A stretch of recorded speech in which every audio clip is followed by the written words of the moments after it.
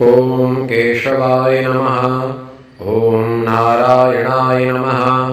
ॐ माधवाय नमः। ॐ गोविन्दाय नमः। ॐ विष्णवे नमः। ॐ मधुसूदनाय नमः। ॐ त्रिविक्रमाय नमः। ॐ वामनाय नमः। ॐ श्रीधराय नमः। ॐ ऋषिकेशाय नमः। ॐ पद्मनाभाय नमः। ॐ दामोदराय नमः।